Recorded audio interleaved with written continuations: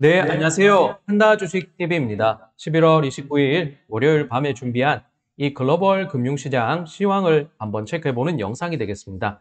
우선 말씀드릴 수 있는 키워드는요, 오미크론이라는 단어가 있는데 이 코로나 신종 변이 이 바이러스 이것을 오미크론이라고 칭하고 있습니다. 네, 그 명칭을 한번 생각해 보시고요. 그래서 시황 한번 보겠습니다. 미국의 주가 선물지수 국제 유가가 오름세를 나타내고 있는데요. 지난주 후반에 이렇게 오미크론이 시장 전반에 큰 타격을 주면서 패닉 셀링을 통한 주가가 급락하는 모습을 나타냈습니다.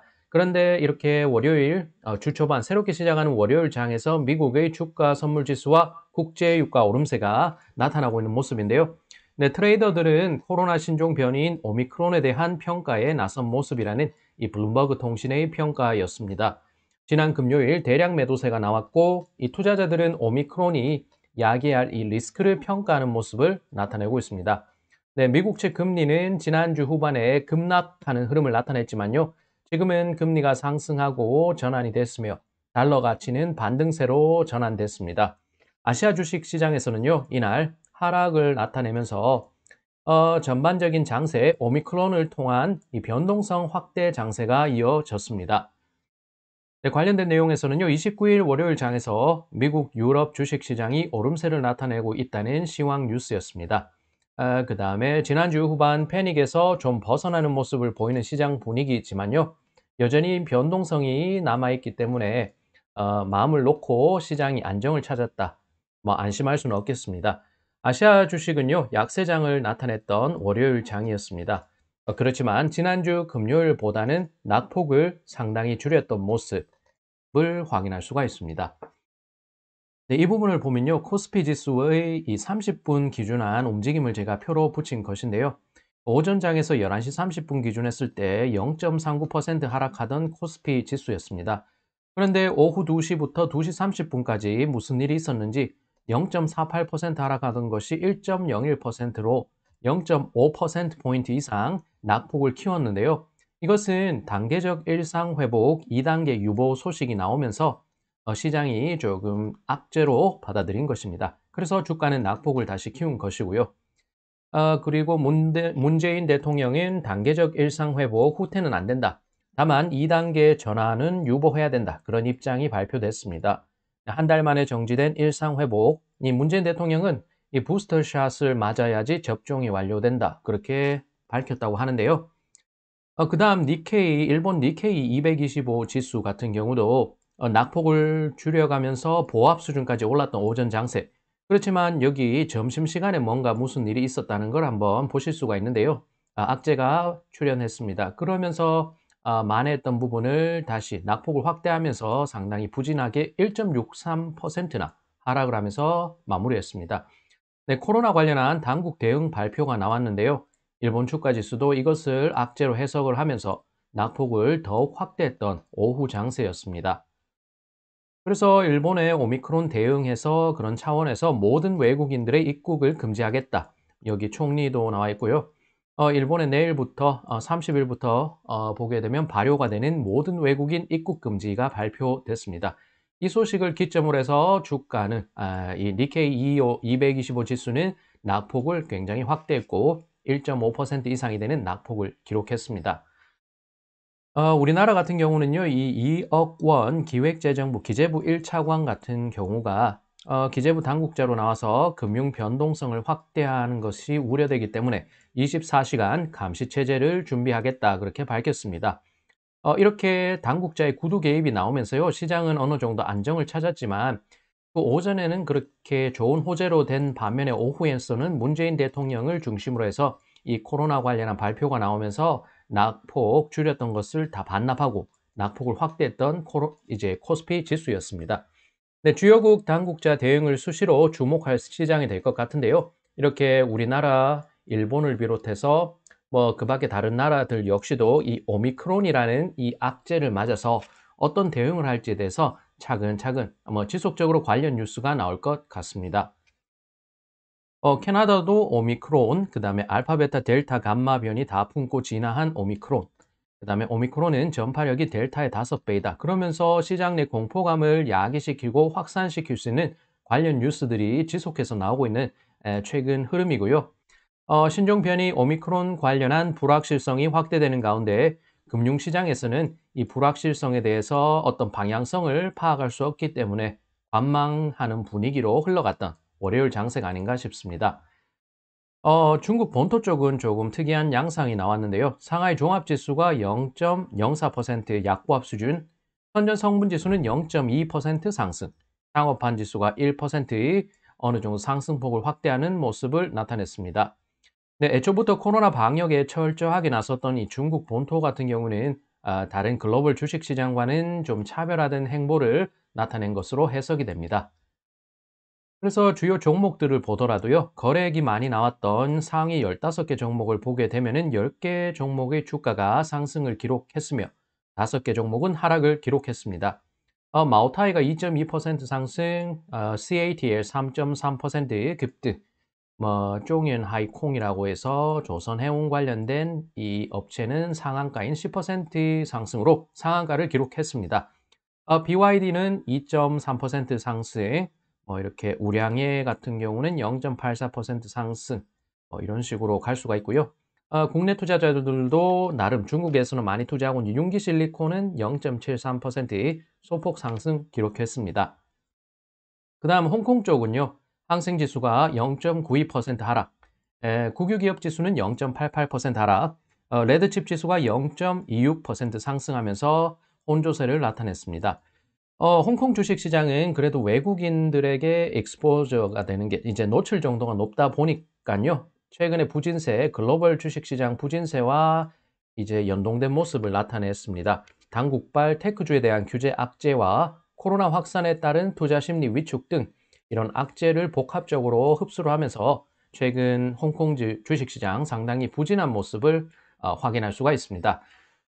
관련된 주요 종목들은요, 거래 기준으로 했을 때 보통은 텐센트가 1위를 차지하는데 이날만큼은 메이투안의 대량 매도세가 출회하면서 메이투안이 7.44% 굉장히 낙폭을 키웠습니다.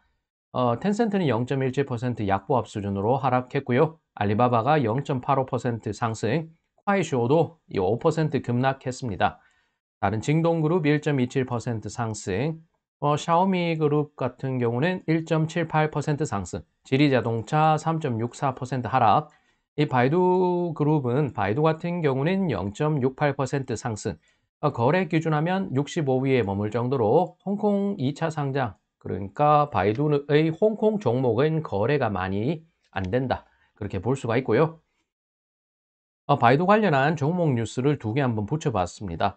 바이두 산하의 지두자동차가요, 바이두와 퀄컴과 협력을 해서 중국에선 최초로 제4세대 샤오롱 자동차 디지털 운전석 플랫폼, 이 양산형 모델을 제조할 것이라고 밝혔습니다.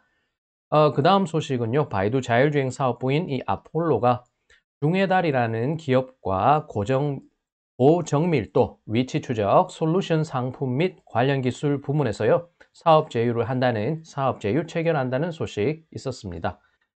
프랑스 시노피에서 이 코로나 관련한 부분에도 들어간다는 뉴스도 아마 단신으로 나온 적이 있었는데 그것은 최근 며칠 전 뉴스였고요. 그렇게 확인하실 수가 있고요. 그 다음에 이 부분 같은 경우는 글로벌 신용평가사인 피치가 소개한 부분인데 발췌한 부분에서 간단하게 한번 소개해 드리겠습니다. 바이두의 수익 창출 역량이 떨어진 부분은 바이두가 채무를 여기 취강간이라고 해서 이 바이두가 채무를 디레버리징 하는 거, 이 채무를 줄여가는 과정에서 해소되어 갈 것이라고 분석을 했습니다. 그래서 이 부분을 보게 되면요. 바이두자이, 얼링얼산리엔 쭉 있는 부분인데 이 2023년이면 핵심 사업 부문의 영업 판매 역량이 전면적인 회복세를 보일 것이다. 회사의 전반적인 수익성 제고에 큰 힘을 실어줄 것으로 전망이 된다고 분석 자료 내놓은 바 있습니다. 네, 이 부분 같은 경우는요, 메이투안이 최근에 실적을 발표한 내용을 붙여본 것인데요. 이거 같은 경우는 3분기 매출액이 488억 위안으로 전년 동기 대비했을 때 37.9%, 거의 38% 증가한 수준이다. 이렇게 보면 굉장히 좋게 해석될 수 있지만 바이두도 실적 발표한 후에 주가가 조금 부진한 모습을 보인 것과 상당히 비슷한 모습 같습니다. 여기에 표시가 되어 있는 순손실이 55억 위안이라는 부분, 중국에서 자연재해가 발생해서 기부를 했던 부분이나 다른 부분에 해서 비용을 굉장히 확대했던 것이 반영이 되면서 실질적으로 수익성 면에서는 조금 부진한 모습을 보인 이 메이투안이 아닌가 시장은 해석하고 있습니다. 그래서 주 단위로 주가를 볼 텐데요. 쭉 보게 되면 9월 말부터 10월, 11월 초순까지는 오름세를 좀 키우면서 좋았던 모습을 볼 수 있는 이 메이투안 주가가 되겠습니다. 그렇지만 최근 2주 그리고 이번 주 들어서 계속적으로 하락을 하고 있는 부분이 있겠습니다. 메이투안의 최근 급등에 따른 차익 실현 매물도 조금 수급상으로 출회할 것 같고요. 실적에 대한 실망감도 반영되고 또한 코로나 우려감이 확산되고 있습니다. 이런 복합적인 악재들을 소화를 하면서 이번 주 들어서 낙폭을 더 갭 다운 하는 식으로 갭 하락하는 식으로 낙폭을 더 키웠으며 지난주, 지지난주 이렇게 부진하게 흐름을 만들어 가고 있는 메이투안 주가가 되겠습니다. 네, 이 부분은요, 시황을 체크하면서 제가 저녁 시간에 확인했던 내용인데요. 보면은 달러와 가치가 반등세 보이고 있다. Dollar rebounds, traders reassess Omicron risks라고 소개되어 있습니다. 오미크론 해서 투자자들은 오미크론 관련 리스크에 대한 평가를 하기 시작했다고 합니다. 오미크론에 따른 이 패닉 셀링이 나왔고 그러면서 Buying the Omicron Dip이라는 소식도 있는데요. 이 패닉 셀링에 따른 저가 매수 기회인가라는 의문을 단 이 헤드라인으로도 볼 수 있겠습니다. 물론 시장에서는 불확실성, uncertainty가 있기 때문에 조금 주의를 해야 된다는 관련된 내용도 있을 것이고요. 어쨌든 공포 심리에 따른 특별한 펀더멘털에 무슨 차질이나 나쁜 점이 발생되지도 않았는데도 불구하고 이런 불확실성 요소로 인한 대외적인 악재로 인해서 주가가 급락한다. 그러면은 저가 매수나 추가적인 분할 매수를 통해서 평단가를 조정하고 한번 차익 실현을 할 수 있는 기회로 잡을 수 있다. 그런 관점에서 시장이 보는 것으로도 볼 수가 있겠습니다. 그런데요, 오미크론 유행 조짐의 항공과 여행업계 타격이다. 비대면이 아닌 이제 대면 가면서 위드 코로나 가면서 대면 관련된 섹터들의 수혜가 기대됐지만 이렇게 갑작스런 변수가 나오면서 항공이나 여행업계가 타격을 받고 산업계가 전전긍긍하고 있다는 기사도 나오고 있습니다. 예단은 금물인 것 같은데요. 새로운 변이가 출현했고 항공과 여행업계 등 이 위드 코로나 관련한 수혜주들이 조금 타격을 받을 수 있다. 그래서 조금 우려가 나타나고 있다는 기사도 상당히 주목할 만했습니다. 지난 25일 목요일인데요. 한국은행이 기준금리를 인상해서 이제 0%대의 기준금리는 넘어갔고 이제 1%대로 올라온 이 상황이 되겠습니다. 그리고 시장에서는 시장 관계자들, 전문가들 80%가 추가 금리 인상을 내년 1월 아니면 2월 그렇게 하면서 1분기에 추가적인 금리 인상 있다고 전망하고 있습니다. 그런데 이렇게 오미크론이라는 새로운 변수, 새로운 재료가 출현했고요. 이 긴축 속도를 좀 늦출지 아닐지 그런 부분도 관심을 모으고 있습니다. 당국자의 셈이나 그런 스트레스도 굉장히 많아질 것 같고요.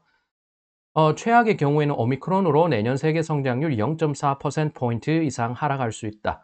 코로나19 변이 오미크론 확산에서 금리 인상 속도 늦춰지나 이런 식의 헤드라인이 나오고 있다는 부분 한번 주목하셨으면 좋겠습니다. 네, 그래서 내용이 있었고요.